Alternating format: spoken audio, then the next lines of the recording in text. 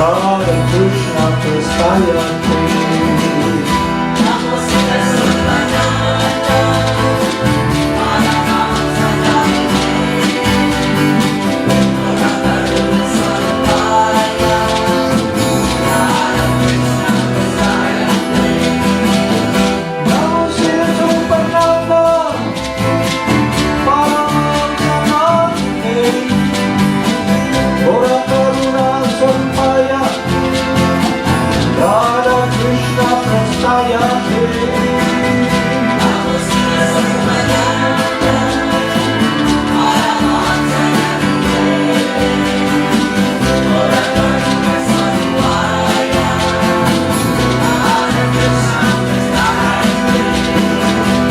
Jaya Jaya Puranga Jaya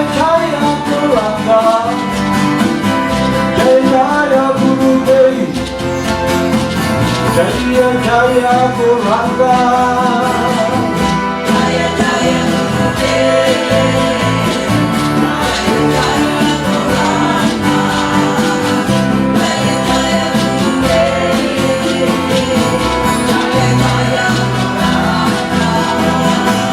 Jaya Jaya Srila Prabhupada, Jaya Jaya Gurudev,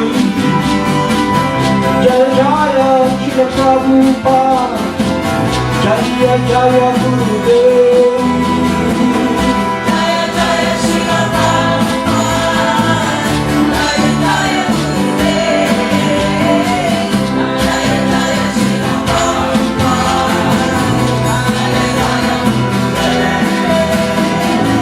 Jaya Jaya Siddhaswarupananda Paramahamsa. Jaya Jaya Siddhaswarupananda Paramahamsa. Jaya Jaya Siddhaswarupananda Paramahamsa. Jaya Jaya Siddhaswarupananda Paramahamsa. Shri Krishna Chaitanya Radha Krishna Narayana Krishna Chaitanya Radha Krishna Narayana Krishna Chaitanya Radha Krishna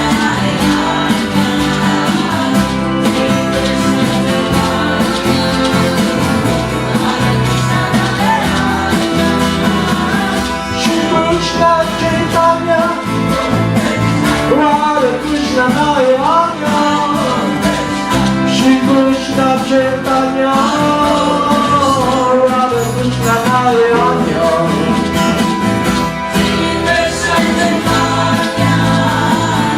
Radha Krishna Narayana Krishna Chaitanya Radha Krishna Narayana Bhakti Shri Krishna Chaitanya Prabhu Nityananda Shri Advaita Garadhara Shri Vasudeva Gopata Vrinda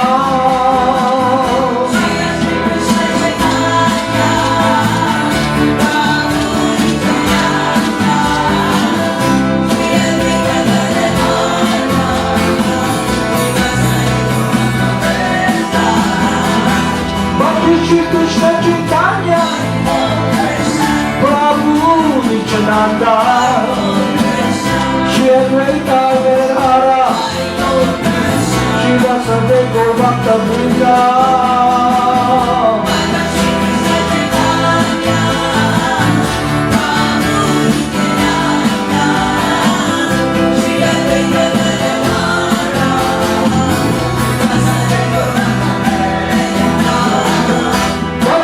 Krishna Chaitanya Prabhu Nityananda Shri Advaita Gadadhara Shri Vasudeva Gopata Vrinda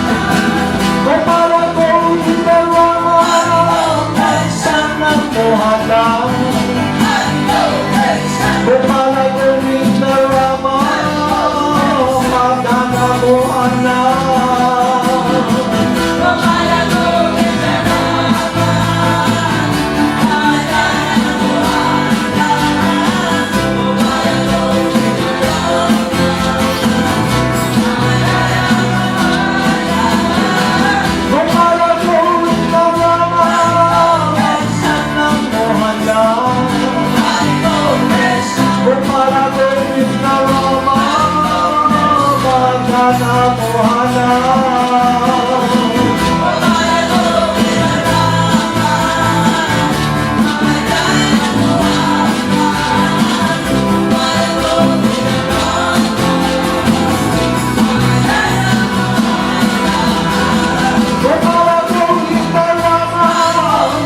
Madana, Mohana.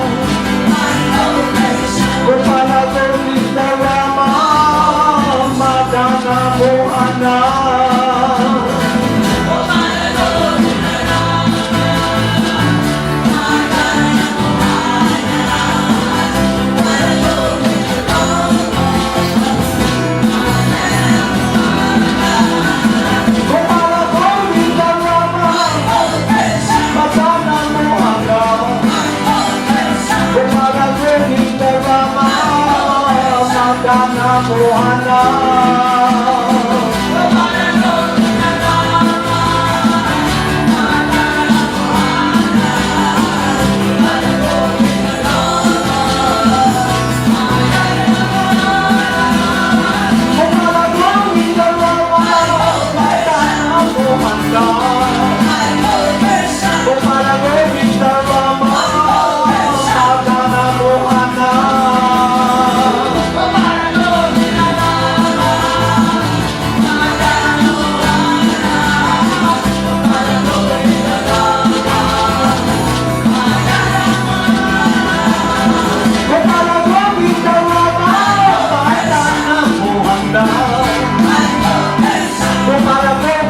Rama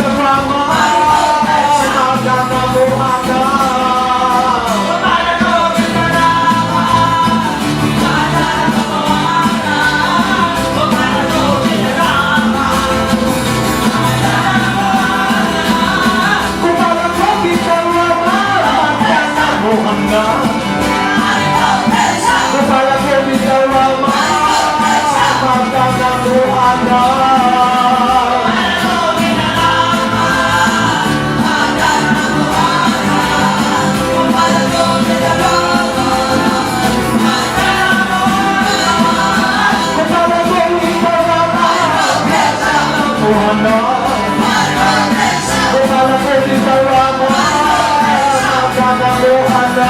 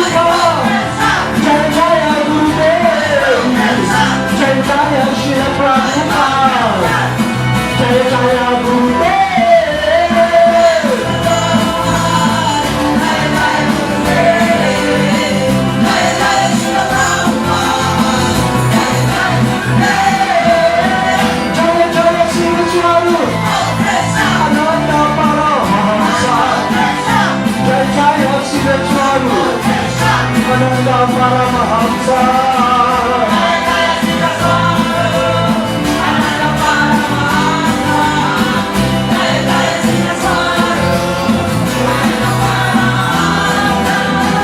Jaya Jaya Siddhaswarupananda Paramahamsa. Jaya Jaya Siddhaswarupananda Paramahamsa.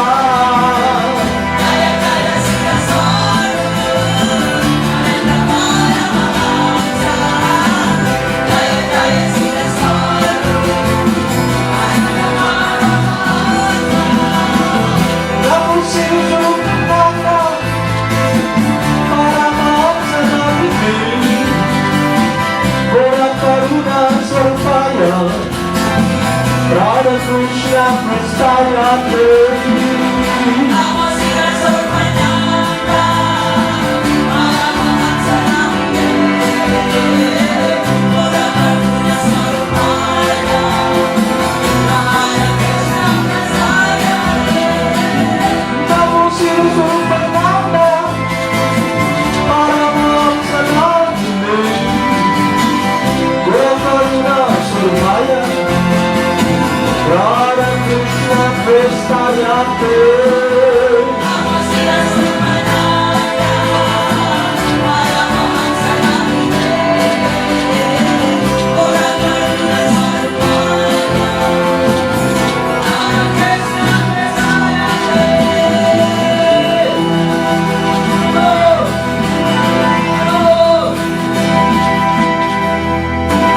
Haribol, Namaste. Okay, let's continue our study program. So I'll read the prayer of one of the so many teachings of Rupa Goswami to guide us to be focused in our endeavor to be with the Supreme Person. And that focus is connected with developing our relationship with Him and establishing our love again for Him.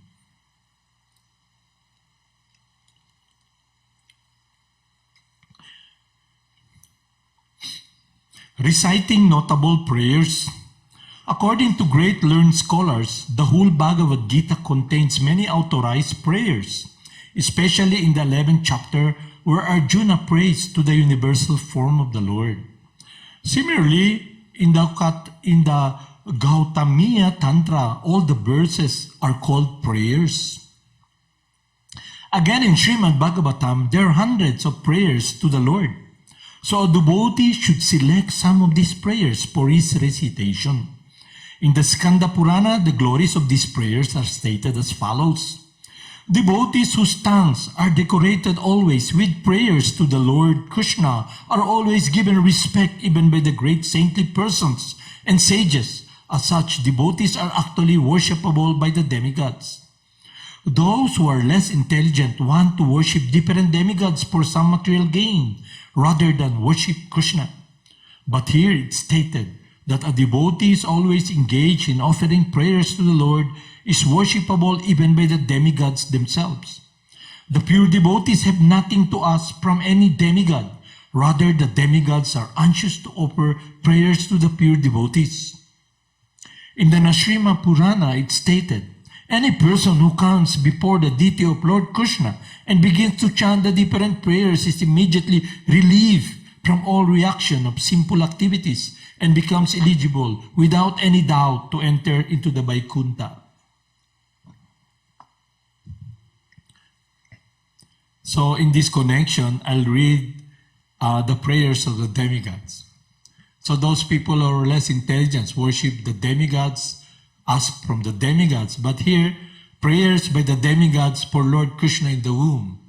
So the demigods, they offer prayers to Lord Krishna. They worship Lord Krishna. So at least it's an eye-opener to all of us and to the demigods worshipper.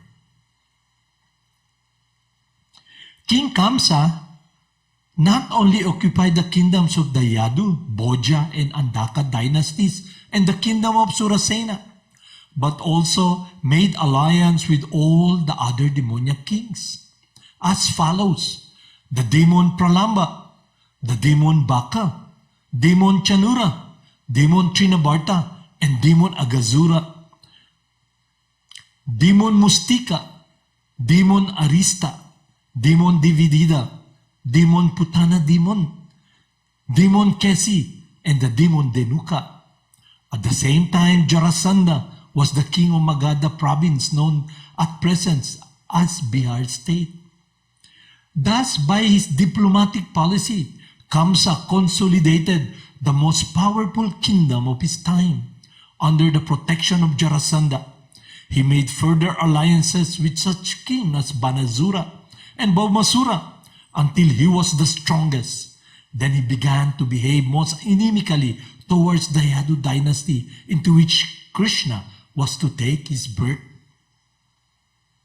Being harassed by Kamsa, the king of the Yadu, Bhoja, and Andaka dynasties began to take shelter in different states, such as the state of the Kurus, the state of the Panchalas, and the state known as Kekaya, Salba, Vidarbha, Nisada, Videha, Kosala.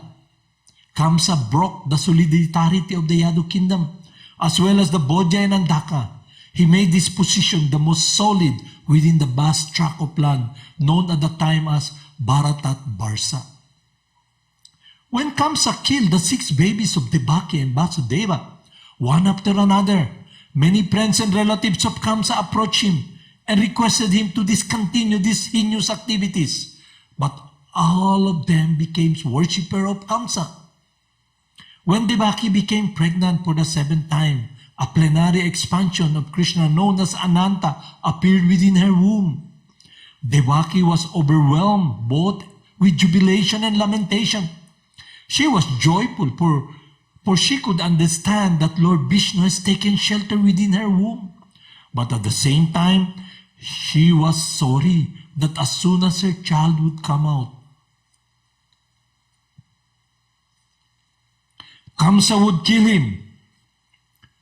At that time, the Supreme Personality of Godhead, Krishna, being compassionate upon the people condition of the Yadu due to atrocities committed by Kamsa, ordered the appearance of Yoga Maya, or his internal potency. Krishna is the Lord of the universe, but especially the Lord of the Yadu dynasty. The Yoga Maya is the principal potency of the Personality of Godhead. In the Vedas, it's stated that the Lord, the Supreme Personality of Godhead, has multi-potencies. Parasya, Saktir, Bidaiva, Sruyate. All different potencies are acting externally and internally, and the Yoga Maya is the chief of all the potencies. He ordered the appearance of the Yoga Maya in the land of Brajabhumi, in Vrindavan, which was always decorated and full with beautiful cows. In Vrindavan, Rohini, one of the wives of Vasudeva, was residing in the house of King Nanda and Queen Yasoda. Not only did Rohini, but many others in the Yadu dynasty were scattered all over the country due to their fear of the atrocities of Kamsa. Some of them were even living in the caves of the mountains. The Lord thus informed Yogamaya, under the imprisonment of Kamsa and Devaki and Vasudeva, and at the present moment, my plenary expansion, Sesha, is within the womb of Devaki. You can arrange the transfer of Sesha from the womb of Devaki to the womb of Rohini. After this arrangement, I am personally going to appear in the womb of Devaki with all my potencies. Thus I shall appear as the son of Devaki and Vasudeva, and you shall appear as the daughter of Nanda and Yasoda in Vrindavan. Since you will appear as my contemporary sister, people within the world will worship you with all kinds of valuable presentation, incense, candles, flowers, and offering of sacrifice. You shall quickly satisfy their desire for sense gratification. People who are after materialistic affection will worship you under the different forms of your expansion, which will be named Durga, Bhadrakali, Vijaya, Vaishnavi, Kumuda, Chandika, Krsna, Madhavi, Kanyaka, Maya, Narayani, Isani, Sarada, and Ambika. Krishna and Yogamaya appeared as brothers and sisters, the Supreme Powerful and the Supreme Power. Although there is no clear distinction between the powerful and the power, power is always subordinate to the powerful. Those who are materialistics are worshippers of the power, but those who are transcendentalists are worshippers of the powerful. Krishna is the Supreme Powerful, and Durga is the Supreme Power within the material world. Actually, people in the Vedic culture worship both the powerful and the power. There are many different hundreds and thousands of temples of Vishnu and Devi, and sometimes they are worshipped simultaneously. The worshippers of Durga, or the external energy of Krishna, may achieve all kinds of material success very easily, but anyone who wants to be elevated transcendentally must engage in worshipping the powerful in Krishna consciousness. The Lord declared to Yogamaya that his plenary expansion Ananta, Shesha, was within the womb of Devaki. On account of being forcibly attracted to the womb of Rohini, he would be known as Sankarsan and would be the source of all spiritual power or Bala, by which one could be able to attain the highest bliss of life, which is called Ramana. Therefore, the plenary portion Ananta would be soon known as, after his appearance, either as Sankarsan and Balaram. In the Upanishad, it is stated, Nayam Atma Bala Hineya Labhya. The purport is that one cannot attain the supreme or any form of self-realization without fully being sufficiently favored by Balaram.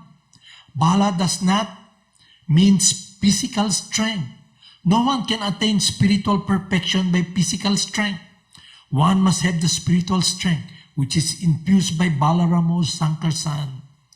Ananta or Sesha is the power which sustains all the planets in different positions.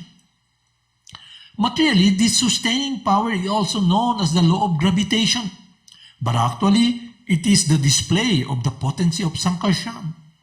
Balaram or Sankarsan is spiritual power or the original spiritual master. Therefore, Lord Nityananda Prabhu, who is also the incarnation of Balaram, is the original spiritual master. And the spiritual master is the representative of Balaram, the Supreme Personality of Godhead, who supplies spiritual strength. In the Chaitanya Charitamrita, it is confirmed that the spiritual master is the manifestation of the mercy of Krishna. When Yogamaya was thus ordered by the Supreme Personality of Godhead, she circumambulated the Lord and then appeared within the material world according to his order.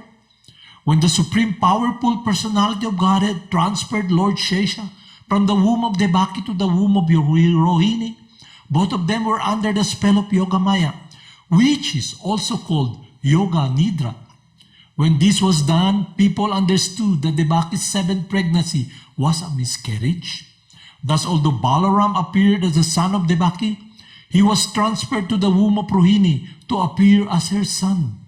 After this arrangement, the Supreme Personality of Godhead, Krishna, who is always ready to place his full potencies in his unalloyed devotees, entered as the Lord of the whole creation within the mind of Vasudeva.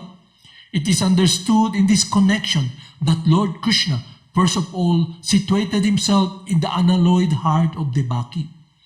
He was not put into the womb of Devaki by seminal discharge.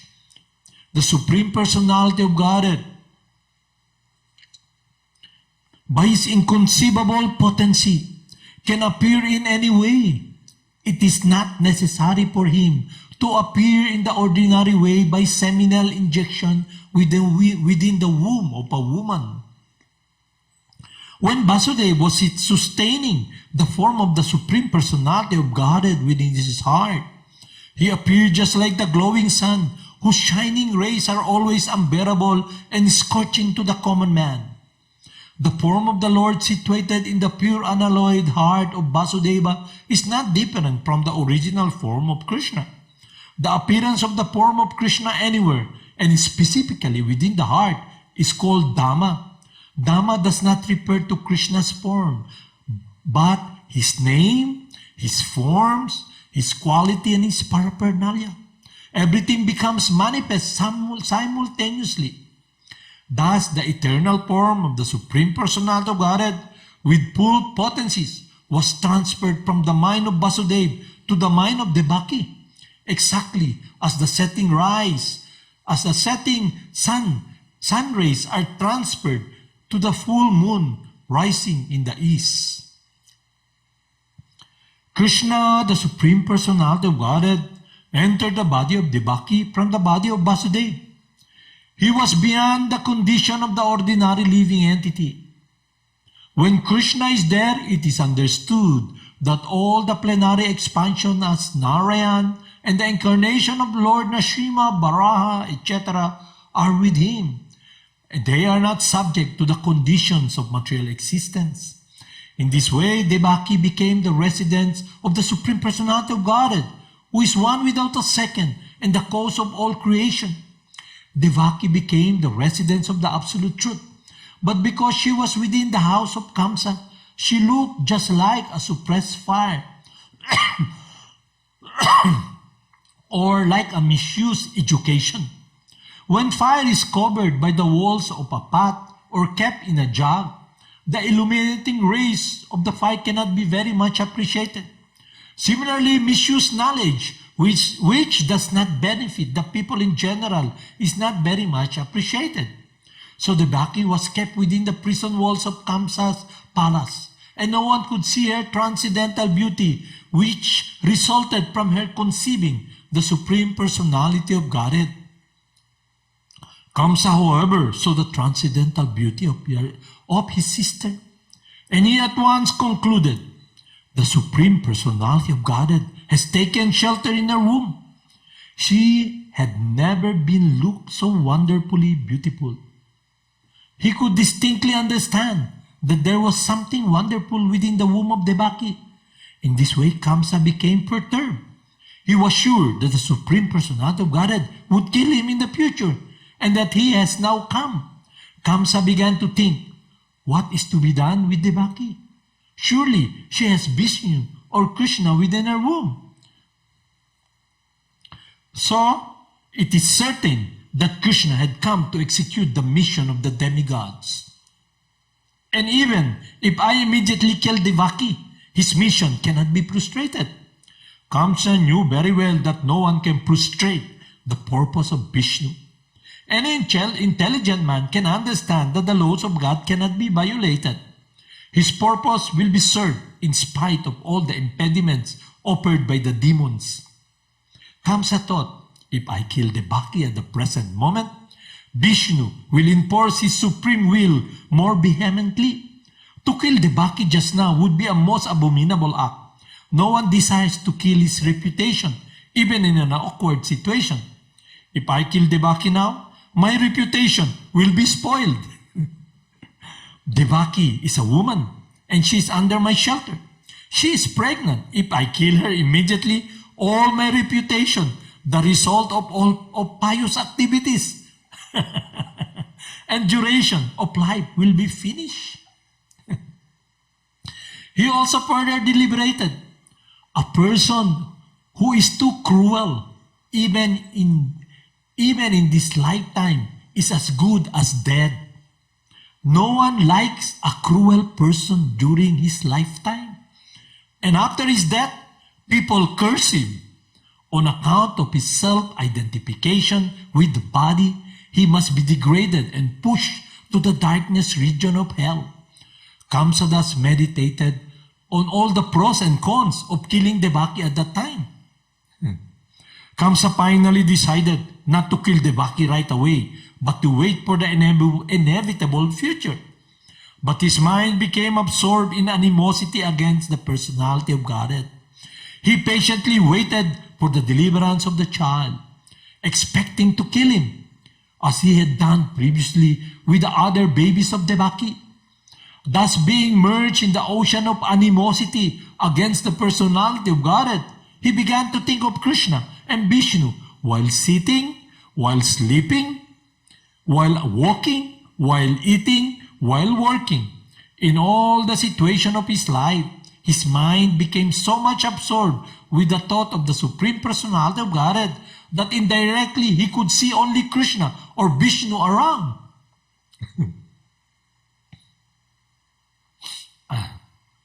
Unfortunately, although his mind was so absorbed in the thought of Vishnu, he is not recognized as a devotee because he was thinking of Krishna as an enemy. The state of mind of a great devotee is also to be always absorbing Krishna, but a devotee thinks of him favorably, not unfavorably. To think of Krishna favorably is Krishna consciousness, but to think of Krishna unfavorably is not Krishna consciousness. At this time, Lord Brahma and Lord Shiva, accompanied by great sages like Narada, and followed by so many other demigods, invisibly appeared in the house of Kamsa. They began to pray for the Supreme Personality of Godhead in select prayers, which are very pleasing to the devotees, which award fulfillment of their desires. The first word they spoke acclaimed that the Lord is true to his vow, as stated in Bhagavad Gita.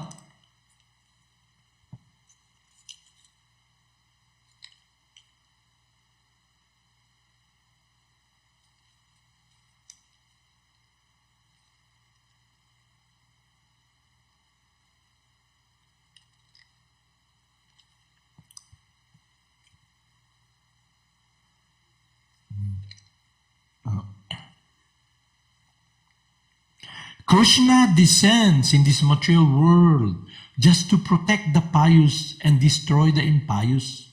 That is his vow. The demigods could understand the Lord has taken his residence within the womb of Devaki, and in order to fulfill this vow, the demigods were very glad that the Lord was appearing to fulfill his mission, and they addressed him as Salyam Param, or the Supreme Absolute Truth. Everyone is searching after the truth. That is the philosophical way of life. The demigods gives information that the Supreme Absolute Truth is Krishna. One who becomes fully Krishna conscious can attain the Absolute Truth. Krishna is the Absolute Truth. Relative truth is not truth. In all the three phases of eternal time, time is divided into past, present, and future. Krishna is always truth, always past, present, and future.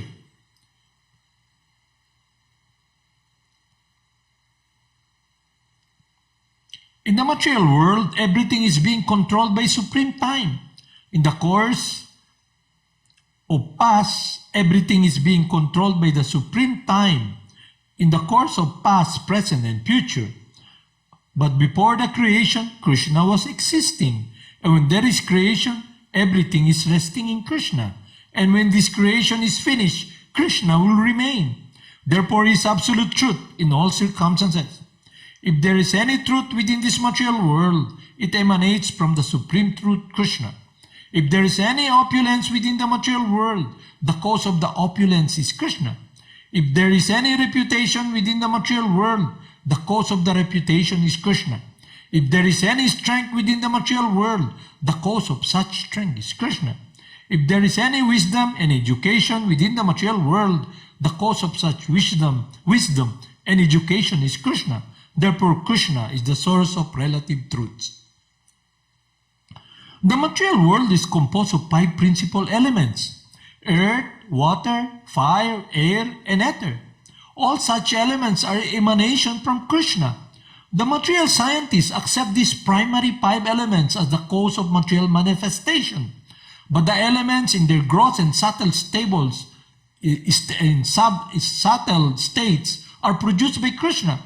The living entity who are working within the material world are also products of his marginal potency. In the 11th chapter of Bhagavad Gita, it is clearly stated that the whole manifestation is a combination of 2 kinds of energies of Krishna: the superior energy and the inferior energy. The living entities are the superior energy, and the dead material elements are his inferior energy. In its dormant stage, everything remains in Krishna. So let's stop here to continue again the prayers. So let us chant the holy names of Lord Krishna. So I'll like to recap the importance of these prayers by the demigods. So during the appearance of Lord Krishna in Dwarpa Yuga, 5,000 years ago, the demigods came and recited prayers. Now Rupa Goswami, in his instruction, in his teaching, our instructing spiritual master, coming from Parampara, who is not different from the Supreme Person, the associate of the Supreme Person, reciting notable prayers. According to great learned scholars, the whole Bhagavad Gita contains many authorized prayers, especially in the 11th chapter where Arjuna prays to the universal form of the Lord. Similarly, in the Gautamiya Tantra, all the verses are called prayers. Again, in Srimad Bhagavatam, there are hundreds of prayers to the Lord. So a devotee should select some of these prayers for his recitation.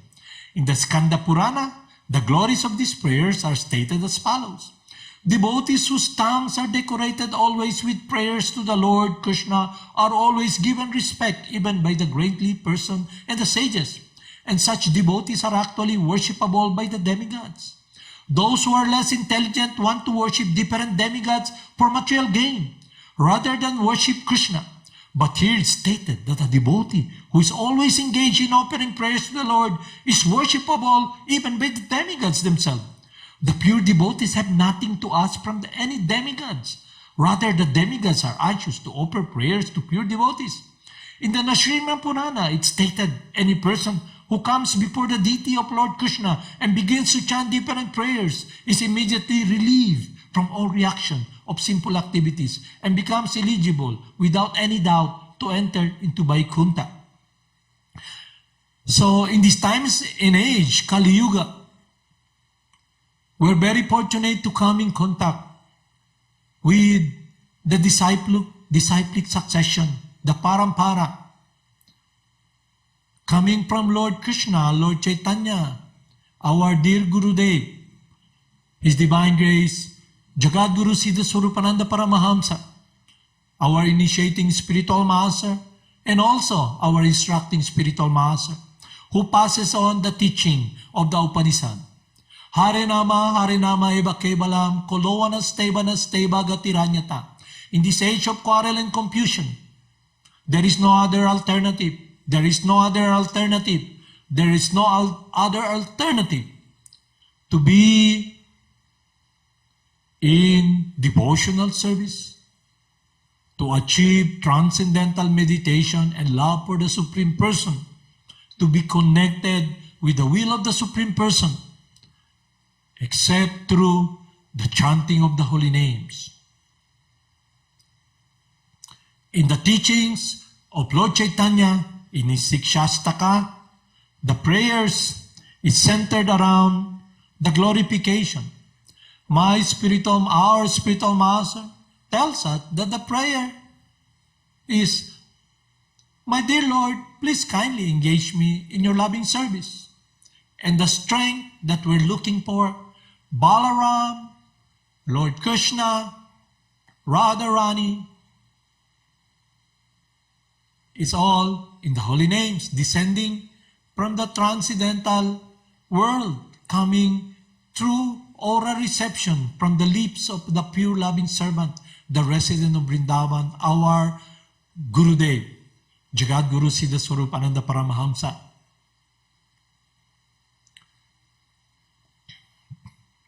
So I'll read here, before we chant, Lord Chaitanya Sikshastaka. Glory to the Sri Krishna Sankirtan which cleanses the heart of the dust accumulated for years together. Thus the fire of conditional life of repeated birth and death is extinguished. The Sankirtan movement is the prime benediction for humanity at large because it spread the rays of benediction moon.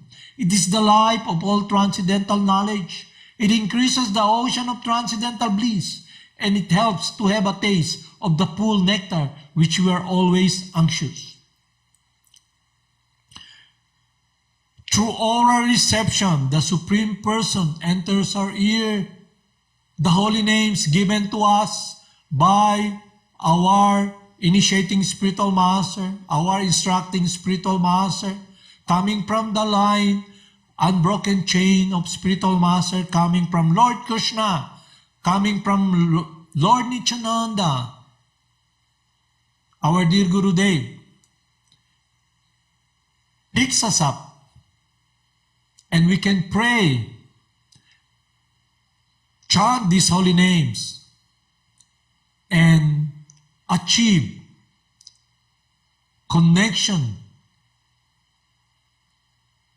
to be situated in this loving attitude of prayerful mood, to take shelter of the Supreme Person, to love the Supreme Person. Now, this power to love the Supreme Person does not depend on our strength, but rather from Balaram, from Radharani, from Lord Krsna. So when we follow the instruction of our dear spiritual master to chant the holy names, then when will that day be that when I chant, Krishna dances on my tongue? I can see Vrindavan in my mind descending from the mercy of our Gurudev. He opens that door and allows us to be in meditation,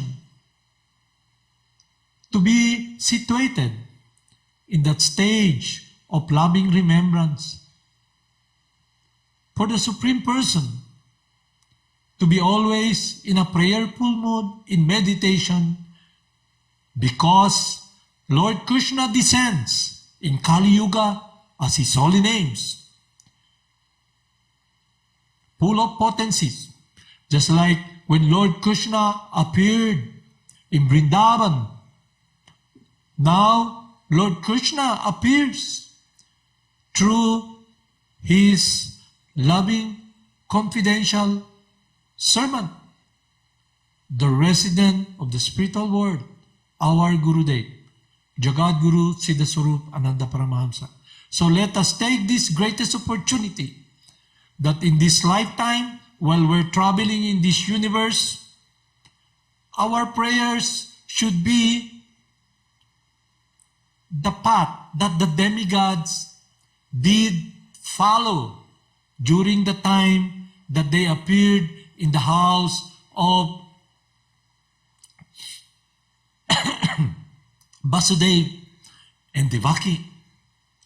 Now we can be in that world simply by uttering, chanting the holy names that we have heard from our spiritual master, entering through our heart, through the funnel of the ear, that this material body that I have can be now a temple of God.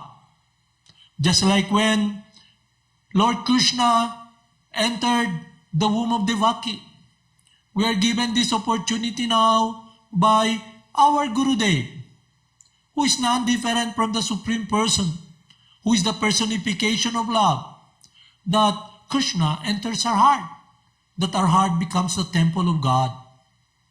So there, now we can see and understand what is a demigod and what is a demon. A demon is someone who tries to play Lord, whose heart is full of lust and cruelty, whose mind and focus is motivated by lust, greed, and anger. The demigod is, in one hand, that is a demon. On the other hand, the demigod is someone who has this amiable, loving surrender, who prays for protection. And that protection is the embrace of Krishna's love.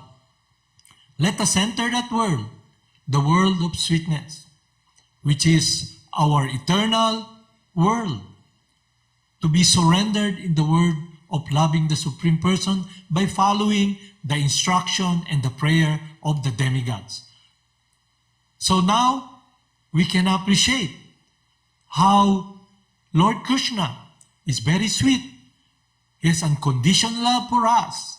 He comes and through association with His pure loving servant, our Gurudev, Srila Prabhupada, we can enter the world that is transcendental.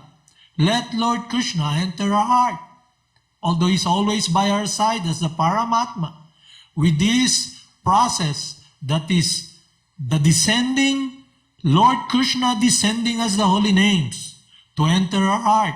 So now we must cultivate this garden in our heart. For so long we have been traveling in this universe, cultivating the cultivation of material attachment under the influence of the three modes of material nature. All the things we do is full of material consideration. It's all about us. And we have become, in a true sense, demons. Let us eradicate this demoniac influence upon us that has covered us, that has separated us from this world of sweetness, of gentleness, of kindness and compassion, of feeling love for others by loving the Supreme Person, not by our own power, but through His mercy, Balaram, Radharani, the internal potency of God, Yogamaya. Haribol, Namaste.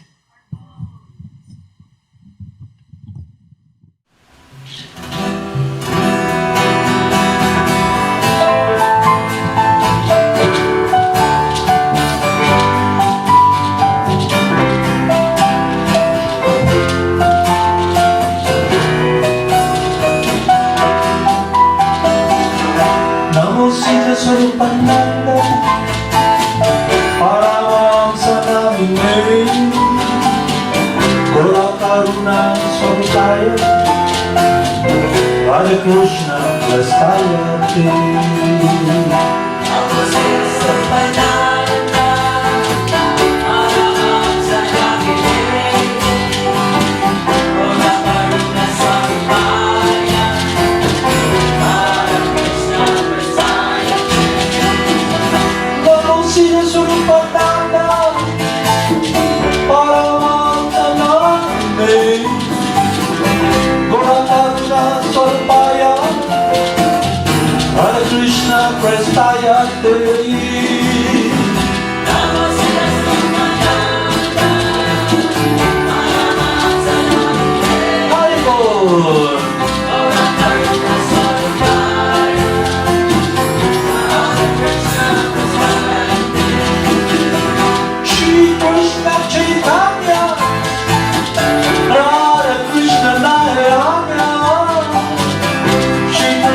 Chaitanya,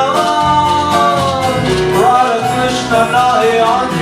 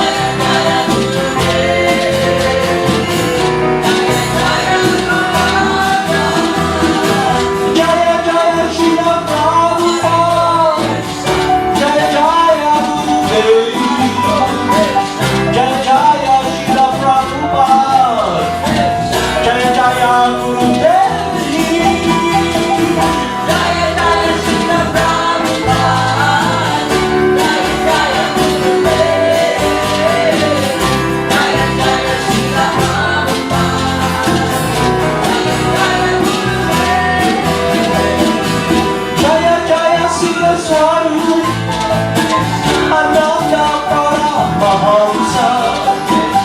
Jaya Jaya Siddhaswarupananda Paramahamsa.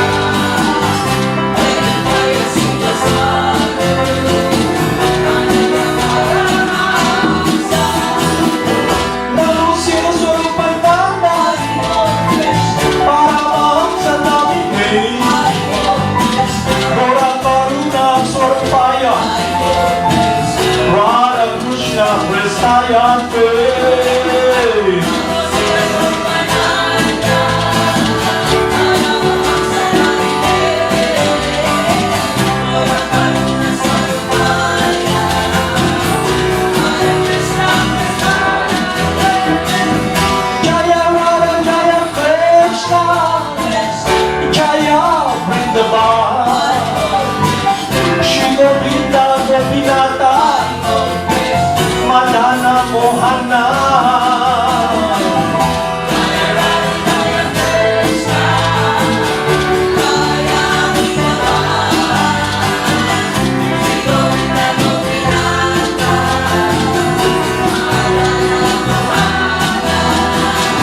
Jaya Bali, Jaya Krsna, Jaya Vrindavan. Shri Govinda, Govinda, Madana.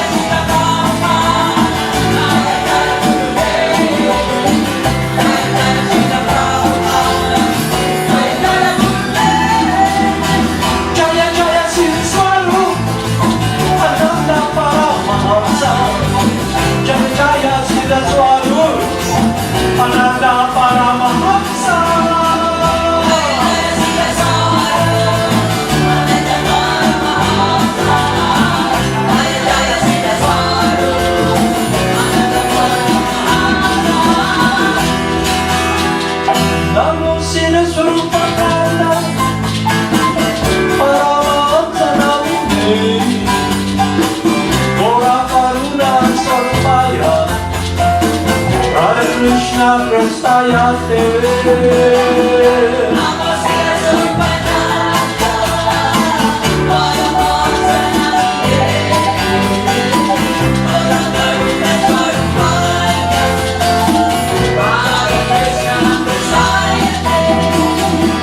Namo Siddhaswarupananda Paramahamsa Namaste